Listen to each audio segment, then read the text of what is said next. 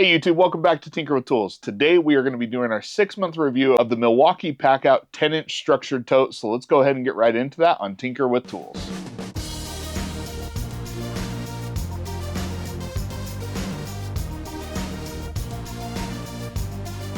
So it's hard for me to believe, but it has already been 6 months that I've been using this Milwaukee PACKOUT tote that they released late last year. I went ahead and picked it up right as they released it. And the other day when I was reviewing the comments on the channel, one of you pointed out that it had been 6 months and it was time for an update. So that's what we're going to do today. We're going to be talking what I have and have not liked about it. I'm going to be reviewing the comparison I made to the Vito Pro Pack bag that I think is most similar to this, since I believe that is what the direct competitor for this is. And then at the end of all that, after I've reviewed the bag, I am going to go over the current loadout of it. It's because there are a few items that have changed, just so you have an idea of what I carry around in this bag on a regular occurrence. So let's go ahead and get right into what this bag is and what I've been using it for. So at last year's Milwaukee Pipeline event, they unveiled their new structured PACKOUT options, the 10-inch structured PACKOUT tote, which is going to be an open top tool bag. And then they also came out with a 15-inch structured tool bag, which is a little bit bigger, a little bit more expensive, but it is an enclosed bag. Now, I had previously been using the Vito Pro Pack Tote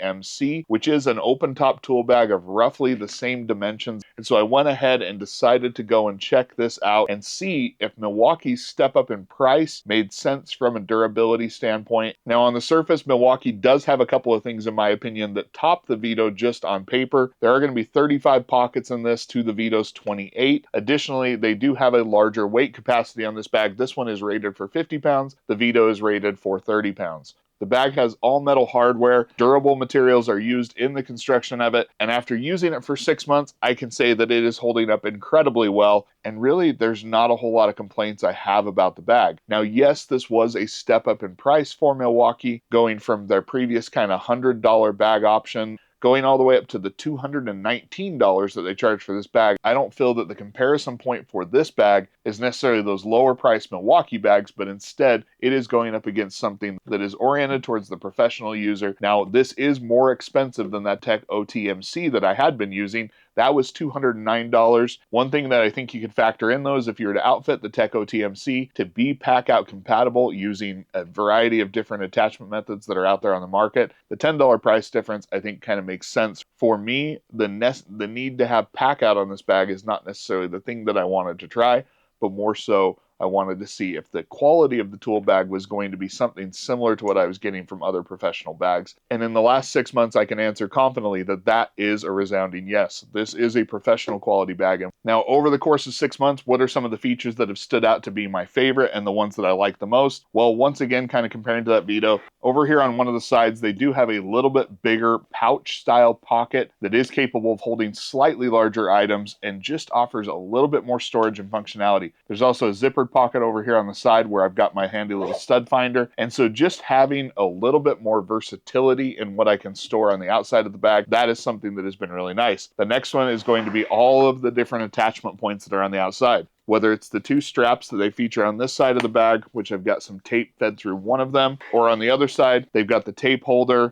and then just another attachment point. There are a multitude of attachment points in different little nooks and crannies where you can store stuff. The last thing that I'll mention that I kind of like and have learned to like more and more is, while I think in the Vito Pro Pack, it seems like the pockets are all of a certain size. With this one, I feel like the interior pockets are a little more varied in size. So while I may not be able to put any tool in any pocket necessarily, having some different size pockets has allowed me to configure this in a way where even the larger or more difficult to store tools have been able to find a home in here. And then specifically as someone who is on the Milwaukee system, the little M12 battery pockets on the end of this are absolutely a dream, in my opinion, to have a dedicated place for a battery and not just have to toss it down in the bottom of the bag. Now, to answer another question that has been asked during the last 6 months is, I've showed M12 tools kind of slotting into that center pocket. A lot of you have asked of what it can carry. Well, an M18 tool will fit in the bag. I find that you have to put the top of the tool down in the bag because the battery will not fit widthwise in that center section.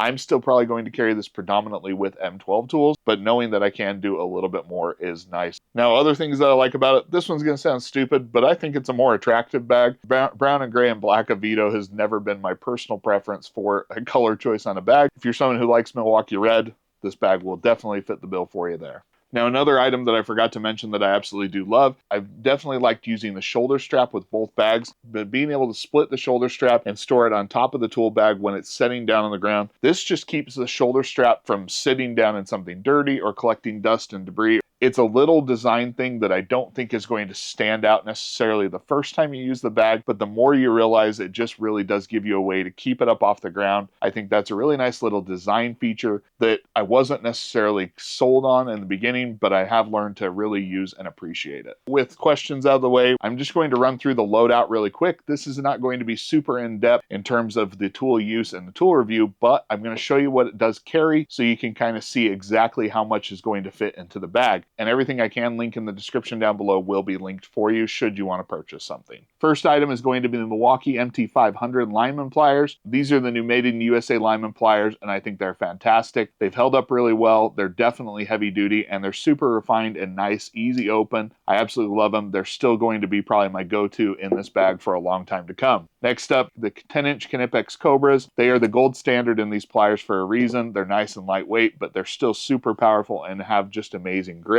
Next up, I've got a 10-inch version of pliers wrench from NWS. I bought this because at the time it was cheaper than the Knipex and I was wanting to try more plier wrench out. Pliers wrench is definitely the way to go for me, well over a crescent wrench. I understand that there are people who still like them, but for me, this is what gets the job done. I just have a 1/4-inch flex head ratchet. This one is from Icon. I'll have something similar linked in the comments down below. But I like the 1/4-inch flex head. It offers a little more versatility, and 1/4-inch is going to be compatible with everything else I put in the bag. Next up, zip ties. Gotta have them. They are incredibly versatile. I love having them in the bag and being able to do a quick fix or a quick tie. Having them in there makes that really nice. Next, I've got this Tajima snap blade utility knife. I actually really prefer this style. This one has a little bit of a prying instrument on the end for paint cans and stuff like that. Form factor is something that I like more than the fastback, although I think I've got a fastback somewhere on the exterior of this bag as well. Next up is going to be the Milwaukee needle nose pliers. These are the MT555s. They are the different style of grip than what I have on the lineman pliers, and if I'm being honest, I purchased these later and I actually like the style of grip more. This is another fabulous set of pliers that just opens up perfectly. Just a really nice set of needle nose.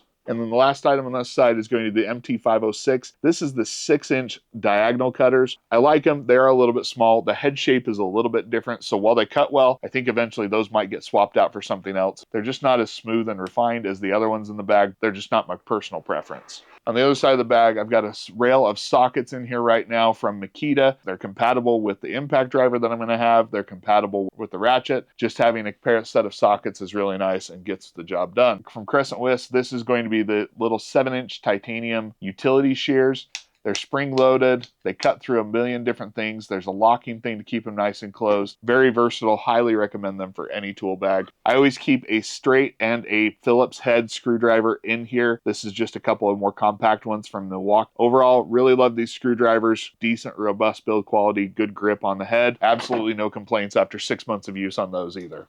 Next up from Klein, this is the Klein Curve wire cutters. These are not absolutely my favorite. I actually have a forged wire stripper from Knipex that I like, but it's made its way into another bag. These are the ones that have gotten tabbed from here. I just wish there was a way to lock them in the closed position when they don't need to be open, but when in use, they're perfectly fine. If you haven't seen it already, I did a video on 25 different ratcheting screwdrivers, and this one from Mac Tools was one of the top ones that I liked. It was something that I didn't expect to necessarily love. I thought it was going to be big, bulky, and just kind of tool store expensive, but if I'm being honest, I actually really like this screwdriver. It was right up there with the LTT, but this is the one that's kind of stayed in this bag.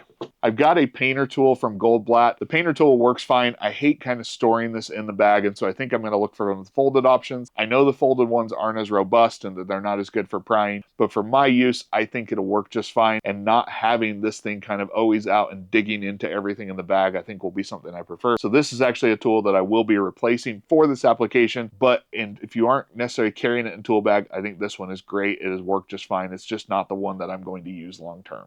Last item on this side is the Klein 27-in-1 tamper-proof precision screwdriver, and this is wonderful because it carries 12 double-sided bits inside the handle, one that is going to be stored in the tip, and then there's also just a 1/4-inch hex driver. This is a fabulous precision screwdriver. I am going to be doing an upcoming video on different precision screwdriver set. This one will be in that review, but if you have any that you absolutely love, let me know and I'll be willing to try them out.